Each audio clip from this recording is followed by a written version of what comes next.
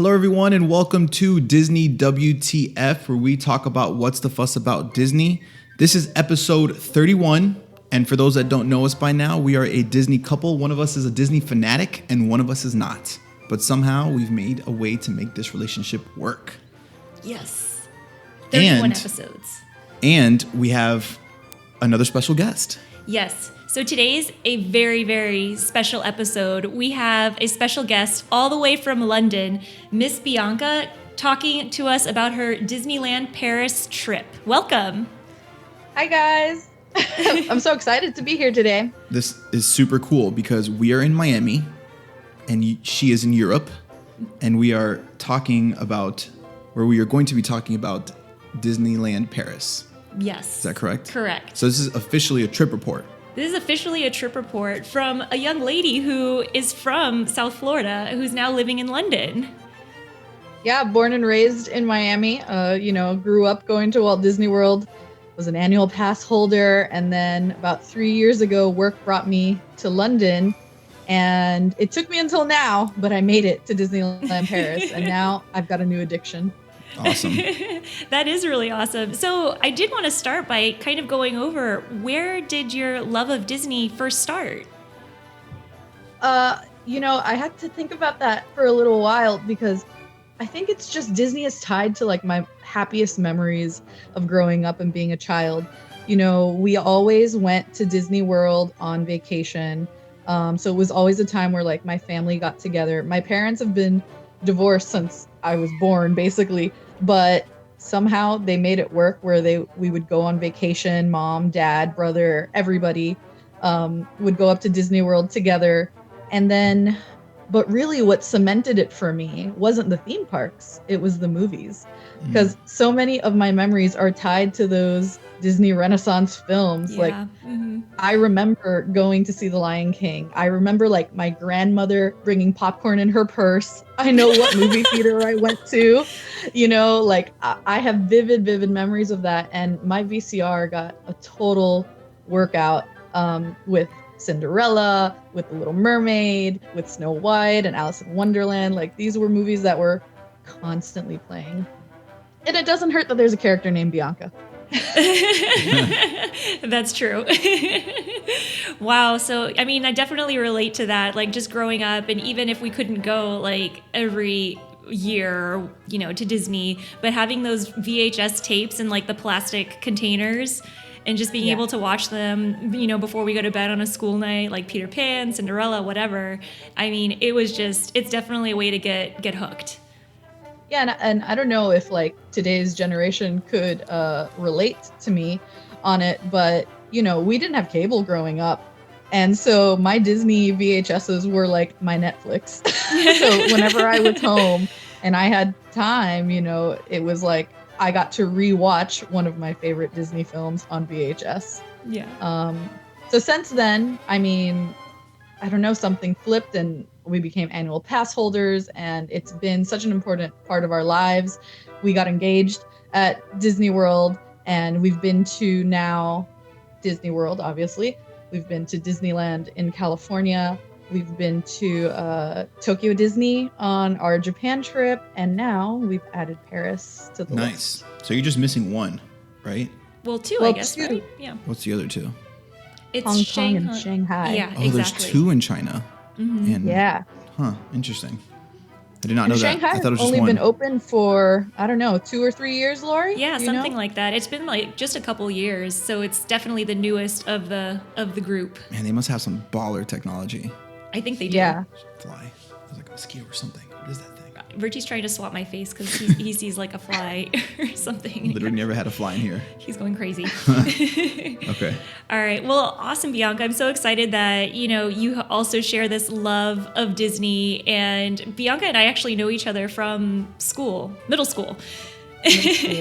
And we've reconnected now over Disney. So it's just and I don't want to get too like mushy and deep, but it just kind of goes to show you like people who connect over Disney, like it's just such a strong bond that even years and years later, it ties people together, and it's pretty cool. Yeah.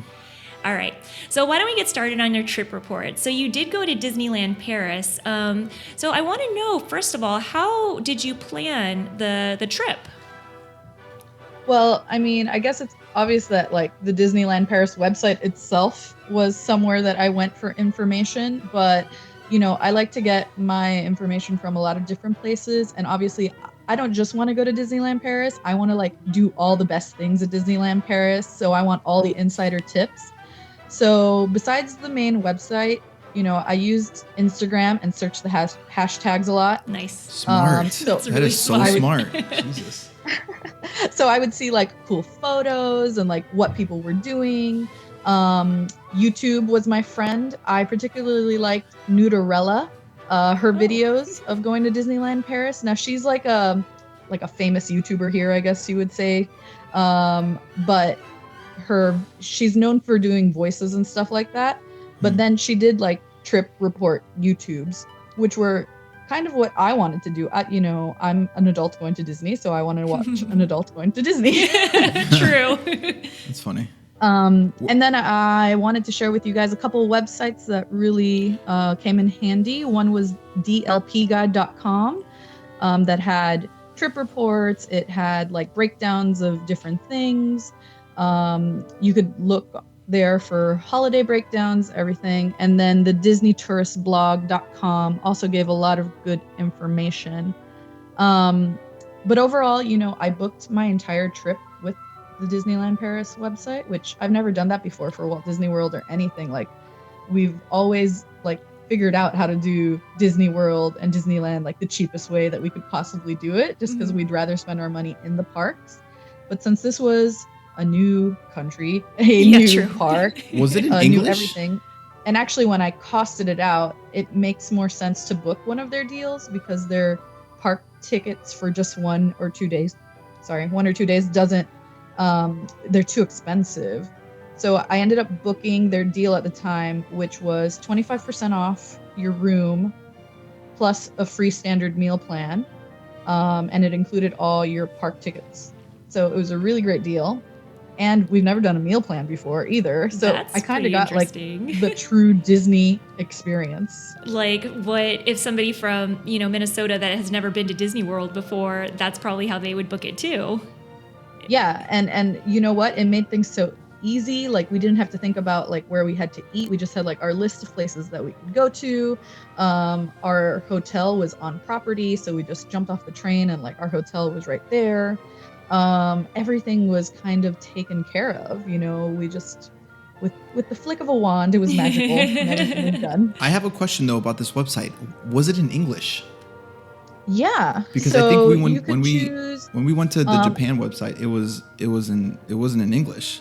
When we tried to look at the actual, I think we tried to look at Japan Disney online, right? And it was not in English. I think Japan's isn't in English. I don't think. I think I've tried that as well. Right? And like you have to like select it on the website to change it to English, and even then, not everything changes to English. Yeah. So the Paris one was in English. Like there was a full translation. Yeah, and actually, like I read somewhere that one of the like hacks or tricks is to load the Disneyland Paris website, but like I think they have different endings. Like ours is obviously co.uk, but if you did like whatever other country, Spain or Italy or whatever, they have different deals. So if you really want to find a deal, you'd have to like do a little bit of work. Yeah. And maybe read in Spanish or German or something. Oh my gosh. But at the end of the day, you could do that. I didn't do that. I thought the deal was good enough on the website I went to. Nice. And I just wanted to book it so bad. So yeah. I got a good deal. So I'm totally happy with it. That's awesome. That's awesome. I mean, it definitely goes to show you, like, in modern times when you can use social media like YouTube and Instagram and just going online and kind of booking, that you can really just have your magical trip planned really pretty easily. So yeah, hashtag awesome. DLP. That's all you need. Well, that's awesome. So you're staying in London now. How is getting to Disneyland Paris Resort from where you are? And then I guess you were staying on property, so it seems like it might have been pretty accessible from once you got to the resort itself. Yeah, it was really easy. I mean, it's obvious that they are targeting like a London kind of clientele, because there's a train that goes directly from central London to Disneyland Paris. So I actually took the Eurostar, and speaking of websites that I used, the Eurostar website was probably the most difficult.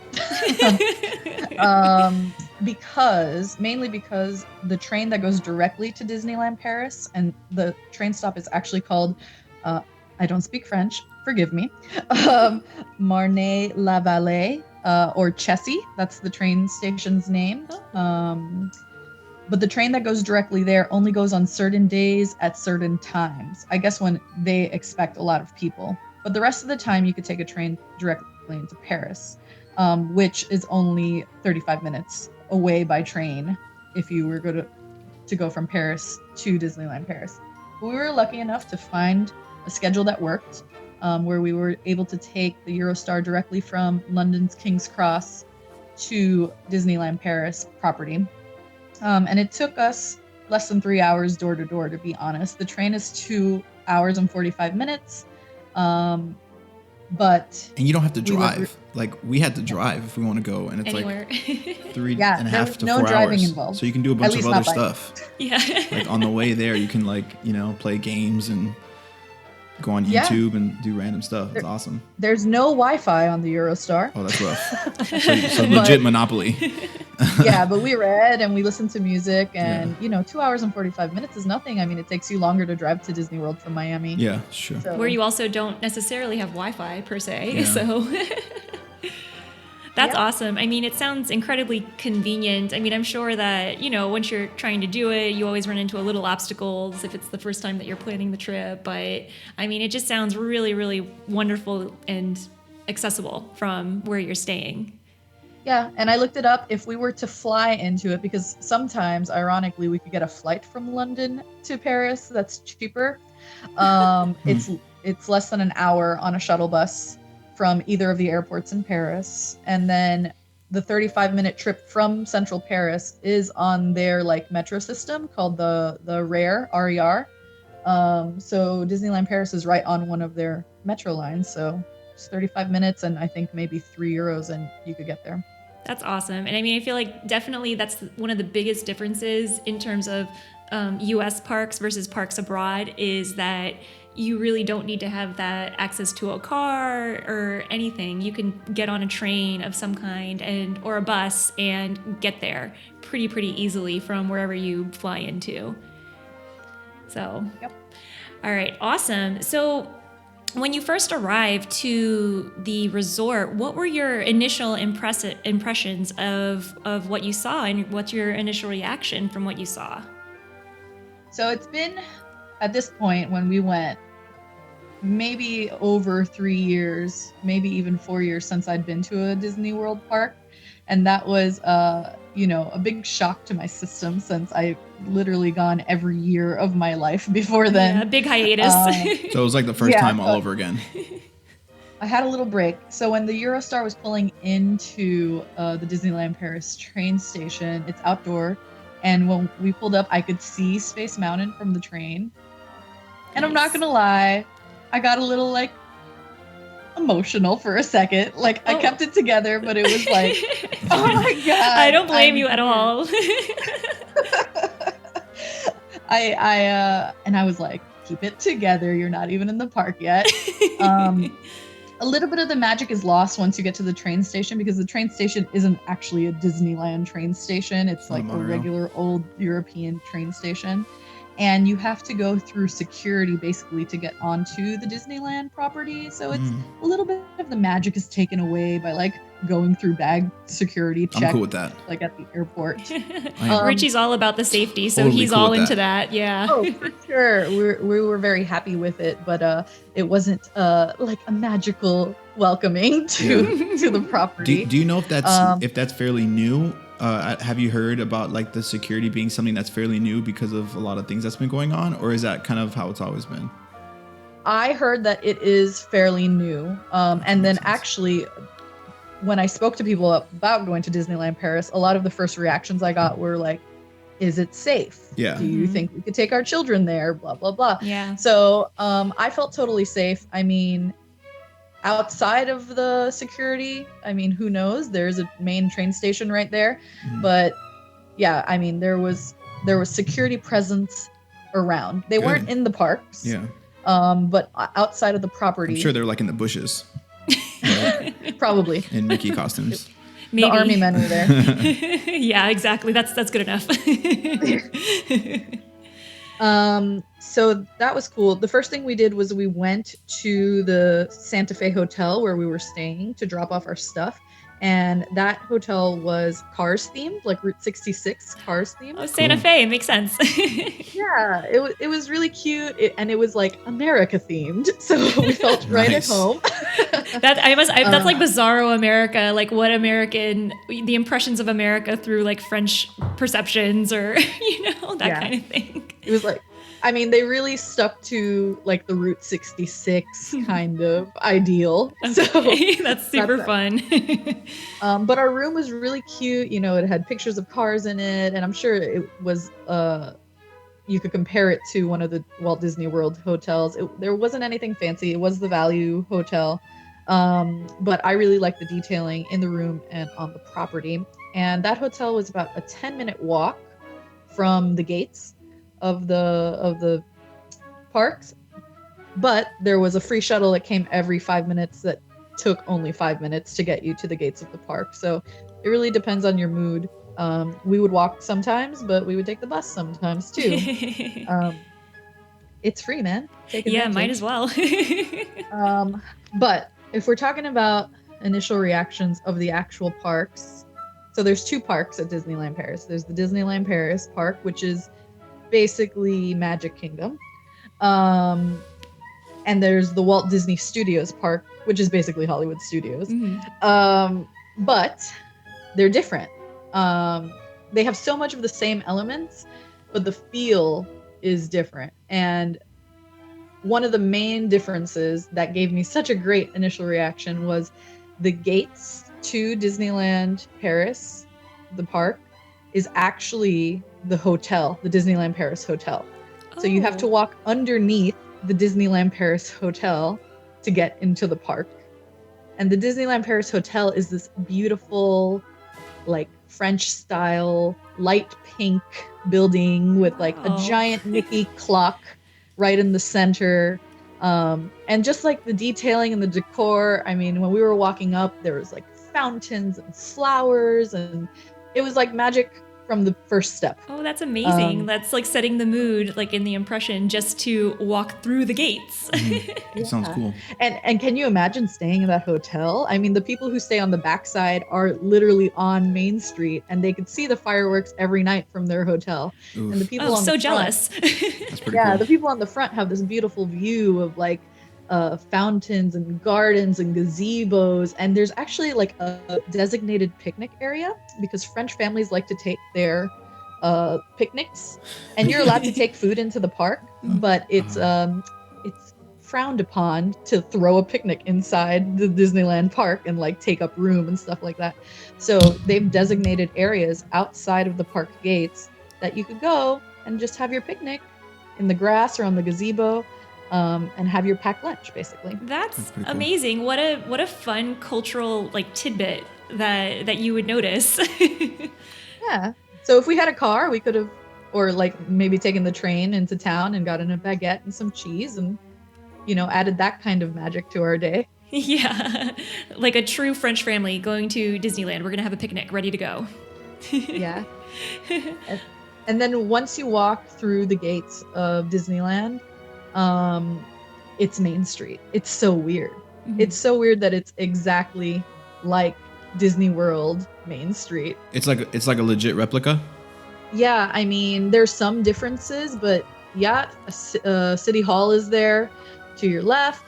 And then even though I think the names of the shops are different, like the Emporium and all that stuff, but it's basically set up the same way.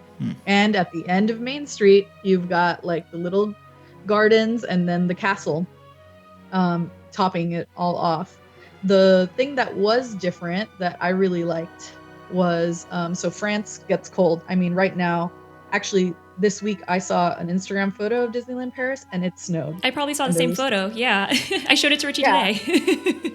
Yeah, so like we went in early October, and it was chilly. Like we were wearing sweaters, but it wasn't cold yet. But now it's really cold there. So, like, imagine Main Street, and you've got the shops lining both sides.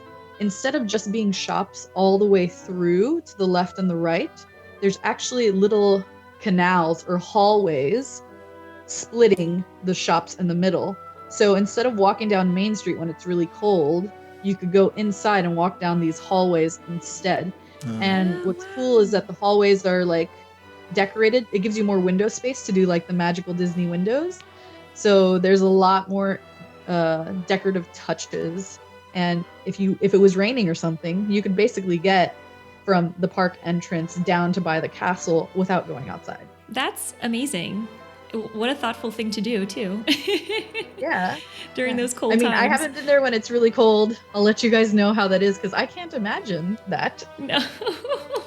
Having snow in a Disney park, period, to me would be bizarre. But Yeah. But the even seeing pictures would be great. Yeah, exactly. Exactly. It's like the Sky Mall in Minnesota. They have the second floor has all the, like, it's connected, so you don't have to walk outside when it's like freezing cold. Yeah, and It's like Disney did that same thing. it's a brilliant idea so that, people can still come and enjoy and they don't have, I mean, really, it's like, it's smart, like money wise, because then they can get people in without having them like say, oh, it's too cold, I'm not Yeah. going to go. But wow, that sounds amazing. I mean, just to be in some place so familiar, yet so new, like Main Street USA, but in Paris, it sounds really, really cool. Yeah. And I'm going to send you some pictures because it's just so photogenic, like more than any other Disney park. I mean, just that, from the beginning, that shade of pink Disneyland hotel, it just grabs your attention. And I don't know, Instagram really has some fantastic photos of everywhere in the park. The gram. Yeah, the The gram. gram's crazy. Yep. All right, well, that's awesome. So you're in the parks now, and then what kind of ways did you decide your touring plan? Because I know you were there for Halloween time, and of course the 25th anniversary was going on, so there was like a lot of things happening at that time. And you did say that you used YouTubers and Instagram and to kind of decide what were the most important things to do, but how did you kind of settle on what route you would take to tour everything? Because, I mean, it's still a short period of time that you had probably. Yeah, we had about 3.5 days, and there's 2 parks. So what we decided to do was to spend the most of our time at the Disneyland park because the Disneyland park is the classic one. It had more of the rides that we wanted to go on. It had obviously the different lands. And just like Hollywood Studios back at home, like Magic Kingdom is a full day park, whereas Walt Disney Studios is really designed not to be a full day park. Mm-hmm. And we also planned it around kind of our meals. We only had one meal that we really wanted to do, and that was to eat at Chez Remy's at the Walt Disney Studios, which is the Ratatouille themed restaurant. Nice. That's the one that's coming so- to us now too, right? Well, there's a Ratatouille ride coming to us. Oh, okay. Yeah. So they only had one day for reservations for that. So we knew that day we would spend most of our time at the Walt Disney Studio Park. For our time at Disneyland, really, what we did was we just stuck to what we love. I mean, we're not like parade people, so that wasn't at the top of our list. We are fireworks people, so we definitely planned our days around making it to the fireworks. But our 2 favorite lands, Fantasyland and Frontierland, that's kind of where we went. So like for me, it's all about the castle, and Disneyland Paris by far, in my opinion, has the best castle that Wow. I've seen. Really? It is It's pink, Sleeping right? Beauty's castle. And if you guys have seen Disneyland's Sleeping Beauty's castle, it's like short and wide. Yes. Whereas Disneyland Paris is like tall and gorgeous. It's like an actual European castle with like turrets. But my favorite part of the castle was the detailing. There's actual brambles going through the left side of the castle. So it's easy to miss, like if you weren't really looking for the details. But if you pay attention, you could see that like scary theming that's there. But that's part of the movie. So we went straight to the castle. We wanted to walk through it. And right out from behind the castle, just like at home, you walk into Fantasyland. So that was kind of our route. We just went like straight through the castle. And then, I mean, Fantasyland was a big part of our first day there. We decided to do that too because we looked at the ride closures. And actually, the Storybook Canal was going to be closed for the rest of our trip. So we were like, we need to do Storybook Canal. We're going. That's it. So we spent most of our first day in Fantasyland. Then I would say Frontierland was our next stop because of the details that I'd seen on Instagram. Like they have an actual Skull Rock and Skull Island and that's Pirate's crazy. Ship. And it's very Peter Pan, Pirates of the Caribbean. Well, that's Adventureland. It's on the way to Frontierland. So we kind of did that. But Frontierland, why? Phantom Manor. That's why. I don't know what any of these things are. Is the haunted mansion of Disneyland Paris. Oh, okay. I know that. Yeah. And Haunted Mansion is, I don't want to say it's my favorite Walt Disney World ride, but why not? I think it might be. I think like Walt Disney World, Magic Kingdom, Space Mountain is my favorite. And then Haunted Mansion is like our favorite together, my husband and mine.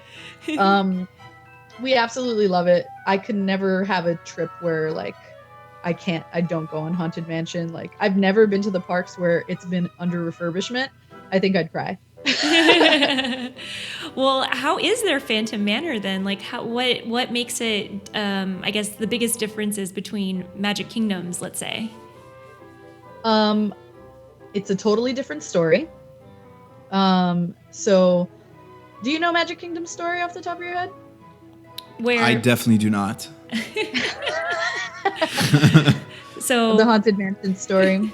So for Richie, there's a Master Gracie who is the owner, you could say, of the mansion in Magic Kingdom, and I guess Bianca, how would I put it after that? Like he has Grim Grinning Ghosts all through his mansion, 999 of them.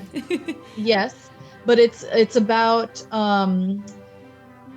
does she kill her husbands? That's what the story is, right? Yeah. So okay. Yeah. That's scandalous. The main character is the bride, and she is an evil bride, I guess. She always ends up with a mysteriously dead husband. Yes, there you go. That is very well put.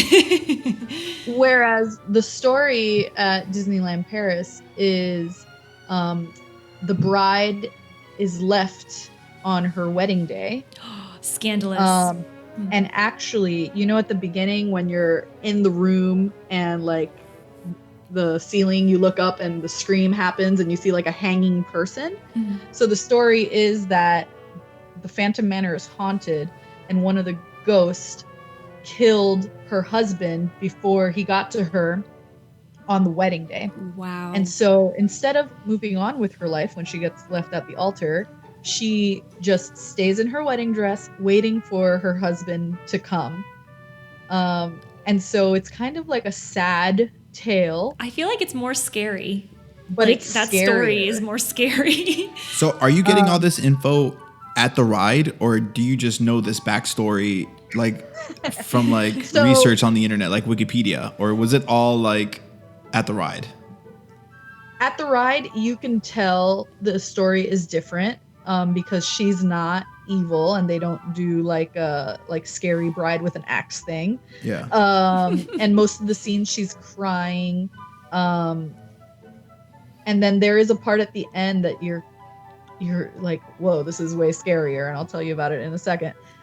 But because I knew the story was different from what I saw, I did look it up, and that's where you get a lot more of like the Context, detail of the yeah. story. Because for instance, you do see somebody getting hung at the beginning, or like hanging, when you look up, but I didn't know it was her husband that was being hung by a ghost. Like I didn't know all that, but I looked it up.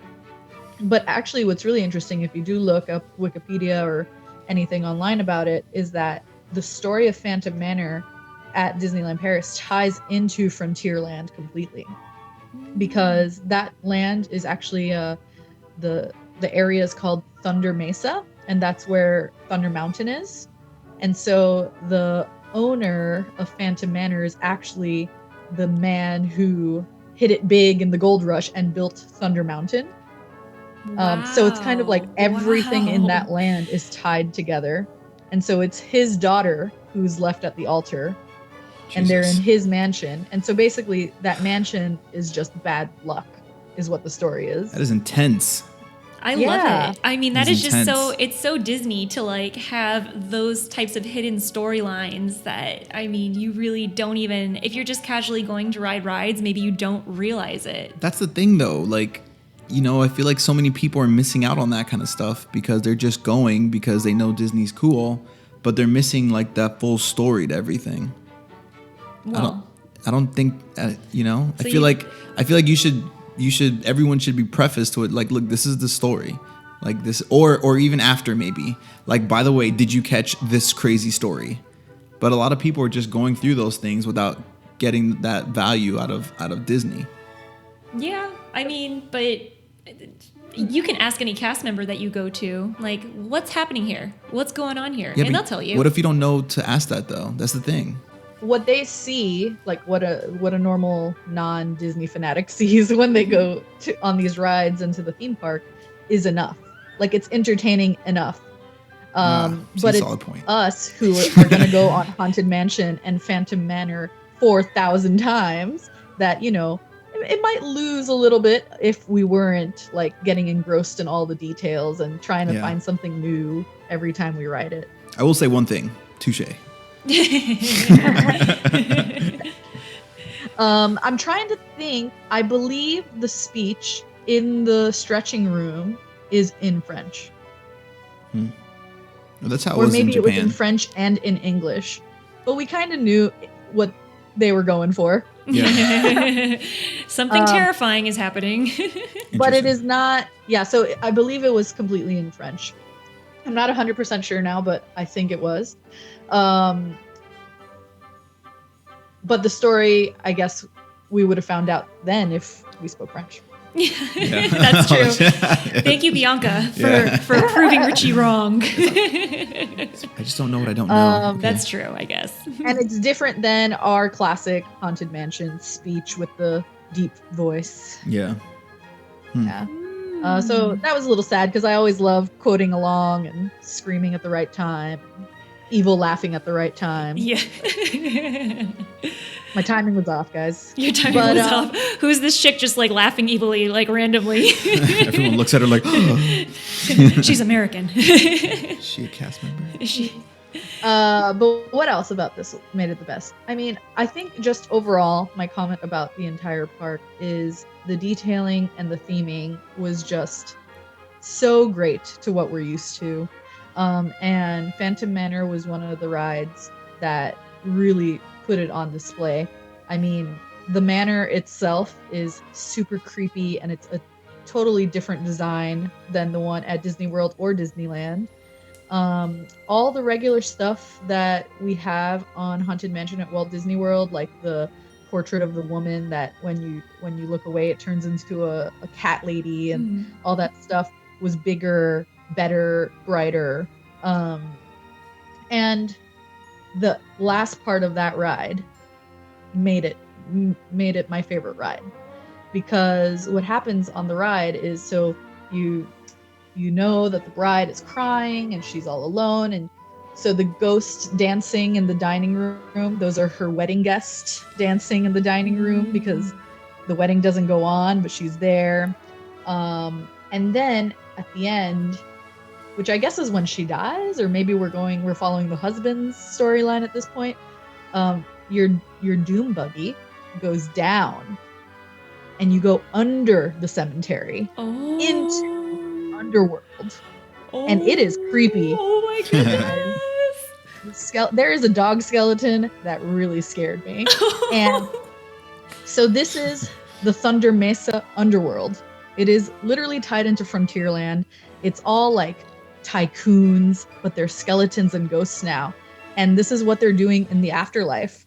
And there's like scenes of them playing poker, but they're ghosts, so you don't see them. So you just see a table with like smoke and cards, but there's no people there. Oh my gosh, that's so phenomenal. Oh my goodness. It's really awesome. But like the best detail for me was like when you're going under the cemetery, at one point there was like a casket that was like half above the ground and half underground. And so as you're going down, you like see the levels. Oh my gosh. It was crazy detailing and it was super creepy. And yeah, we hurried back about 4 times. We need more fast passes for this. It's funny. Yeah. It was lovely. And you know what? We never really waited too long. The queue was super fast. And the park got busy. It wasn't that ride wasn't popular, but it just like fits more, I think, because they do kind of the group seating as they do at Walt Disney World. But their waiting area and their stretching rooms and everything was bigger than at Walt Disney World. Wow. So highly recommended. Phantom Manor was our favorite. That's amazing. Like, what a wonderful way to describe it, first of all, and then like really like you're making me like itching wanted to go on it, but at the same time like I'm a super scaredy cat. Like even in Haunted Mansion I still get kind of scared, like at this one curtain that goes flippy flip or something. So but it just sounds really really really awesome. And the details of how it ties into Frontierland, totally unexpected. So thank you for sharing that as well. Yeah. I mean, you guys need to come over here and we need to go and we'll protect you on Phantom Manor. I don't watch scary movies or anything either, so I think I can consider myself a pretty big scaredy cat. Okay, cool. I wouldn't take a child on this. Like a 2-year-old. Like I would take a 2-year-old on Haunted Mansion. Because they don't really know what's going on. Yeah, exactly.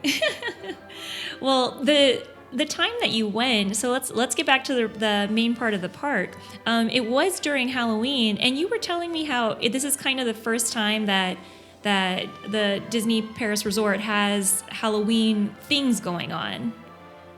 Yeah, so Disneyland Paris wasn't owned by Disney for, I don't know, the past 15 years or something like that. And actually the Disney company bought Disneyland Paris back this last year. So the 25th anniversary celebration and Halloween, now Marvel's coming and all that stuff, that's all because Disney bought Disneyland Paris back and they want it to get more in line with like their vision for the company. Because everything I'd read before about Disneyland Paris was kind of like, it was dirty and the service was terrible and all the rides were under maintained and blah blah blah. So if you look at the 25th anniversary things that they've been doing, they've been shutting down rides and totally refurbishing them. Nice. One by one. And Halloween was one of the times where they basically added stuff to the park that they hadn't had before. Their decor was, what I read was that it was always minimal, but this year you got the Mickey pumpkins on every light post. There was a Halloween parade led by Goofy, my fave. Nice. In a skeleton costume, which was too cute. There was like a whole Coco themed land, which was cool for the release of the movie, which I haven't seen yet because listen to this. Doesn't come out in the UK until the middle of January. Oh, Bianca. Wait, wow. So Coco was made after a ride? Like she said, there's a Coco Land. Oh, no, well, they like decorated an area of the park to be all Coco Dia de los Muertos. They added lots of there wasn't any rides, but part of Frontierland was basically transformed into the Coco feel. Oh, okay. Oh, but it wasn't made, like Coco the movie wasn't made based off of something that's been in a park for a while. Like how Pirates of the Caribbean is. No. Okay. Okay, another question I'm super confused about. They were just promoting the film, they were promoting and the movie. it just tied into Halloween, right? So Yeah, there yeah. was like lots of Coco theming, and then the best part was the characters were in Halloween costumes. So Mickey Cool. and Minnie and Daisy and Donald and Goofy. You could do your meet and greets, and they were in super cute outfits, which they hadn't done before. But actually, this year, Disneyland Paris is doing something cool for like all the holidays. Their New Year's Eve party sold out. Wow. Wow. Yeah. Awesome. And their Christmas is, it's not at the level that it is in the States yet at the parks. But they're getting more and more decor. They're actually doing an advent calendar thing right now, which looks really cool. Every morning in front of the castle, they're opening the day of whichever day it is. And That's whatever amazing. is in there is like a special thing for that day. So like they had like a cake or something yesterday, and you could get that cake all day at Disneyland Paris if you wanted to. What a fun way to incorporate like just different times of year, and it's super unique. I haven't heard any other park doing that to like the advent calendar at least. Advent calendars are my thing this year. I don't know. Yeah, they're really big here, so it doesn't surprise me that they're doing that. But yeah, so it was kind of cool because it was Halloween, but it was also 25th anniversary, so there was new stuff to the rides or refurbishments to the rides. There was a new parade. There was a new illuminations for the evening, and just tons of merch and decor. It was a little weird seeing like the Halloween decor, which was like obviously orange and fall colors, and then the 25th anniversary, which is very like silver and blue, modern, kind of mixed together down Main Street and stuff like that. But hey, the more the merrier. Yeah. It really gave me a full experience when we were there. I have a question. In what situation did it happen that Disney didn't own Disney? Oh, I think that is a question for Lori. I think that is a question for Wiki. We need to Google. I'm super intrigued as to what happened there. I know. I'm wondering if it was something to do with the Euro Disney type, like when it was Euro Disney versus when it became Disney. I don't know. Disneyland They were Paris. separate? I don't know. I'm going to research that I anyway. think what happened was Euro Disney it just didn't perform the way they thought it was going to when they opened it. And they had put so much money into it. And I think they maybe just sold the rights to it for a little while, but they were able to get it back pretty quickly. They decided, we want it back, and boom, they got it back. But Tokyo Disney is also not owned by Disney. That's mind-blowing. That is true. I did know that. I never told Richie that, so surprise. So I don't understand. How is that possible? It's called like Oriental Land. They're like a corporation that owns it, but they do a great job no matter what. But it's all It's like a franchise. Yeah, that's the perfect way to describe it. I can't believe Disney did that. That's so crazy. I would not have expected that from Disney because they're so like brand like, which obviously it does a great job at branding because it still feels like it was Disney, but it's just crazy that they don't operate that. That's fascinating. And I'm sure they have stipulations, obviously, like, you can put the Disney stuff in your park, Oriental Land or whoever owns this other park, let's say, but you have to follow these guidelines. Like, I'm sure there's very specific agreements between the companies to be able to do that, which is why, they're kind of seamless, like, to the casual guest. You don't even really notice that they're not owned by the same people. Except maybe in Disneyland Paris, which had poor reviews, I suppose, beforehand. Yeah. Well, because that's what I think about when it's like, that's what I would imagine would happen. Like being that someone is not Disney, which is obviously kind of proof. Like, it's funny though, because the Japanese culture is like doing everything as best as possible, whereas like the rest of the world is not really like that. Mm-hmm. So it's interesting to know that there was issues with branding of Disney in Europe, being that it was not owned by Disney. However, there's almost no issues of branding in Japan that is not also owned by Disney or whatever. So that's pretty interesting. But my mind's freaking blown in terms of just in general that there's a bunch of parks out there that are not owned by Disney. Yeah, well. That's crazy. I'm sorry, Richie. Spoiling the magic for you. I know. All right. My life. Okay. Well, let's get back to Disneyland in Paris. So, Bianca, you're a foodie, and I definitely want to get your take, because I mean, when we're at Disney, everybody's always there for the food. So, what kind of foods or snacks, restaurants, anything that really stood out to you and left a lasting impression? So I would say the food at Disneyland Paris. You would think Disneyland Paris is going to have the best food. Ooh, it didn't. It didn't have bad food, but there was no special snacks. There was no special menus. It was kind of all basic. I would say that, like, in comparison, like, there were cheese plates. Nice.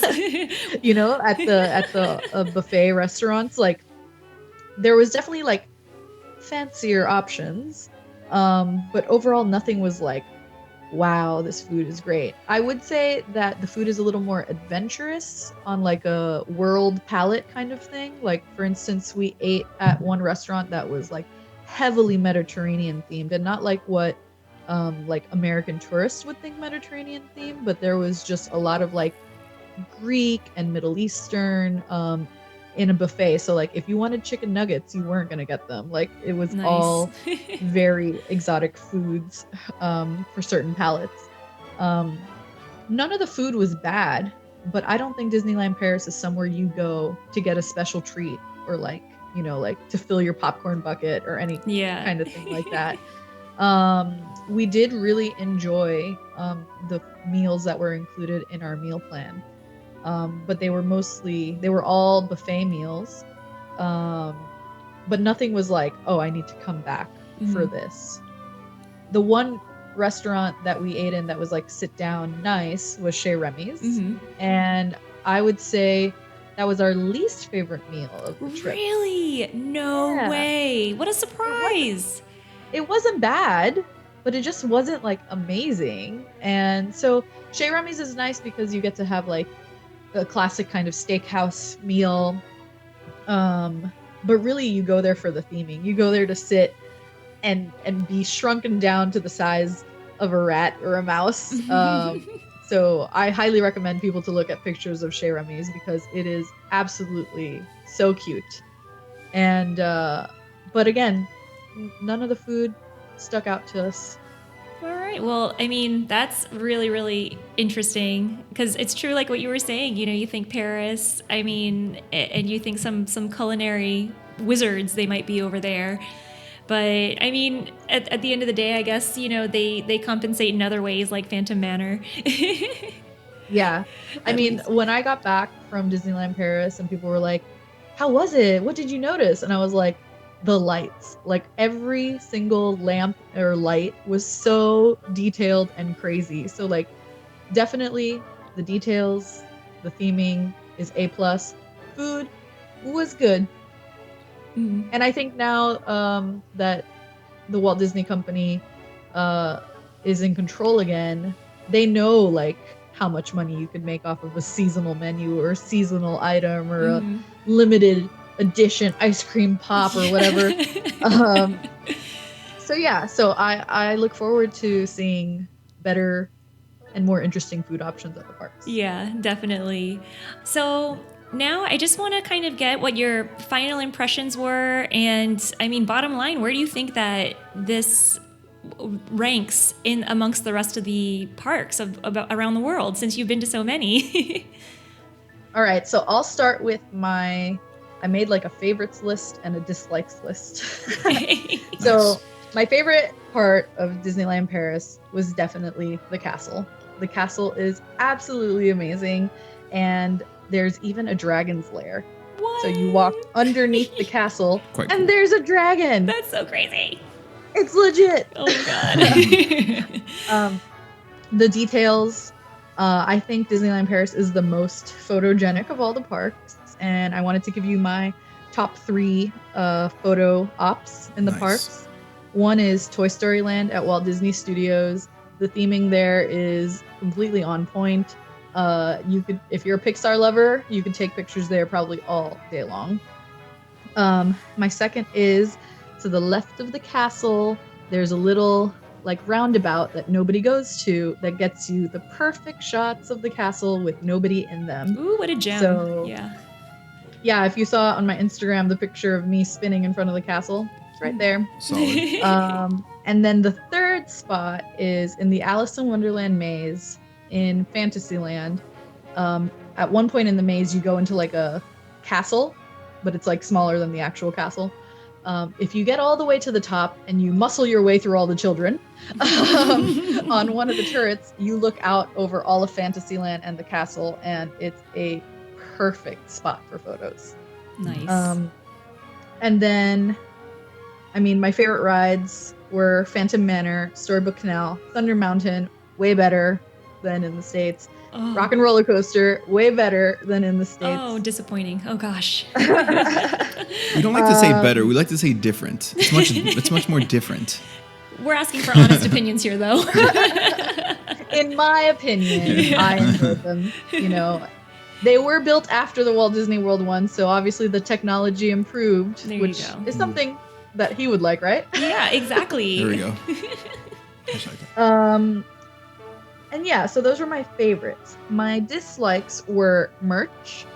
They had way less merch, obviously, than in the States, and the quality of the merch wasn't as great. For instance, my ears, and you know, there's like limited edition 25th anniversary ears, and everybody's going crazy for them. There was a pair that I couldn't get, which I really wanted, were these gold ones. But I also got a pair when I went to Disneyland a few weeks later, and when I sit them side by side, the quality is like apparent. Wow, fascinating. Oh my goodness. Yeah, and then they don't have as many pins because I guess like pin trading isn't a thing there yet, but it's coming. I'm sure it is. And then overall, like technology in general, like PhotoPass, they have it, but you can't look at your pictures online, and you have to like actually go to a person. Like back in the day at Walt Old Disney school. World, they're still on that system. Fast passes were available, but they were down sometimes. You know, they'd be open for a minute and then close, so there was kind of a little bit of a mess with that. And then overall service was kind of not Disney service levels. You know, some cast members didn't know what was going on. And just like a little example, like, you know, the buttons you get like first time and that kind of stuff. Yeah. We went to town hall to ask for them. They were like, oh yeah, we ran out. We don't have any. And Oh, it was okay. Oh, disappointing. See, that's like that's culture from like previous, non-Disney people. That's what that is. It just hasn't caught up yet. Maybe. Yeah. No, it's legit. Oh, okay. Yes. And my least favorite rides were, this is going to disappoint you, I'm so sorry, Ratatouille. Oh, disappointed. Yeah. No, I just didn't get it. Okay. Story of my life. And Yeah, I guess it got right. hyped up for me, and then we went on it and we were like, oh. I'll let you guys decide when it opens there, and maybe I just had a bad cart. Okay. And then Space Mountain. You know, Space Mountain has always been my favorite ride. And even though this Space Mountain had a corkscrew in it and was Star Wars themed, which are two things that are like, yes, awesome. Yeah, For exactly. me. It just didn't do it for me compared to Walt Disney World's classic, I don't know, style. I guess that one's just hard to beat for me. Yeah. But definitely a surprise. Wow. Yeah. So overall, where does this park rank for me? I am hesitant to do this on record, but Dun, dun, dun. We won't hold you to Disneyland anything. Paris, I think, is my favorite of all the parks. Wow. No flipping way. Wow. Bold. I know. It's so hard to say that because I love Disney World and Magic Kingdom, and I haven't been there for about 4 years, so maybe I'm just forgetting. But I mean, the things that I love most about Disney are the details and the theming, and this park hit it on the head. I mean, that the French romanticism is there in every single lamppost, every flower, everything. Every nook and cranny is themed, and you could just spend days probably exploring just little sections of the park. And you guys, I know you talk about liking like flowers and the gardening and all that kind of stuff. That was me. Their topiary game is It- off the charts. Really? Oh, wow. Game Interesting. changer. Wow. I So- mean, that's amazing. And it seems like it made such a good impression on you to be able to make that type of statement on record, like you were saying. Although I know it's never an easy decision for a Disney lover to say that something is their favorite, whether it's a ride or a land or anything. But because we try to appreciate it all, of course. Yeah. And it's all about nostalgia. So when we think about nostalgia, I don't have any memories tied into Disneyland Paris. I didn't go there as a kid, whatever. But Disneyland Paris was opened after Disneyland and Disney World, and it has all like the beauty and all of our favorite things that we love from those parks. But because it was built later, it's upgraded. So it's Yeah. everything I love, but better. Yeah. And you could see that throughout the park. I mean, and that's why I say Thunder Mountain and Rock and Roller Coaster are better, because they are, the Imagineers got to take the rides that they had built and say, how could we make this a little bit better? And they did it. Yeah. Oh my gosh. Well, Bianca, I mean, you paint such a great picture of what Disneyland Paris is like, and it sounds like a wonderful place for any Disney lover to visit, and even like semi-Disney lovers, pointing at Richie here, to visit. And I just want to thank you from the bottom of my Disney heart for being here and spending a late night with us in London, talking Disney. We so very, very much appreciate you sharing your experience. I'm just so happy that you guys asked me to come on to do this, because, there's nothing more I like to do than talk about Disney with somebody else who loves Disney. So. And her fiance. Yeah. Her random fiance. Oh, some random dude. And if Nathan actually is in Miami now for work Oh, cool. for the next couple of weeks, but if he were here, he would be geeking out right along, and he'd probably want to talk about Phantom Manor and Thunder Mountain for way longer. That'll be the part 2. Yeah, Part we two. definitely want to have you guys on in the future, together, and all of us can talk some Disney together with this other random guy. Sorry, Richie. Well, I sure learned a lot, and I'm sure that some of the listeners gained some new insights too on what the parks are like what the park is like in Paris. So, thank you to me also. So, From you. From me. Yeah. Thank you. To Well, I think I've said this to you guys before.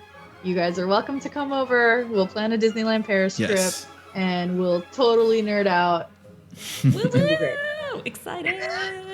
We still have to choose our vacation for next year. Just saying. All right. Well, that's pretty much, I think, all we've had for today. Thank you, everyone that's tuned in. I hope you got some value out of this wonderful conversation we had. And if you're listening, we'd appreciate any sort of subscriptions on any of the mediums that we're on, whether it's iTunes, whether it's SoundCloud. We're on Google Play now. We have some awesome articles, or Lori has some awesome articles on medium.com/DisneyWTF. We're on Instagram, Twitter, and Facebook. I'm sure you can find us by now. You don't have to say the handles anymore. You can subscribe to our Alexa skill, the Walt Daily. So we have an Alexa briefing. Yes. Yeah, so it's skill. It's not a skill, it's a briefing. Sorry. we have an Alexa briefing that has your daily dose of magic, called the Walt Daily. You can search in the Alexa store. We'd appreciate any sort of feedback and readings on there as well. That's going awesome. It's super well produced. It's something that, it's crazy because I would actually consume some of that stuff that's there, like, without even being a crazy fanatic. So it's something that I think everyone should really tune into. Yeah. And we thank everyone, as always, for hanging out with us. And thank you again, Bianca, for being here and talking some magical Disney stuff with us. We really, really appreciate everybody. And we will see you next time.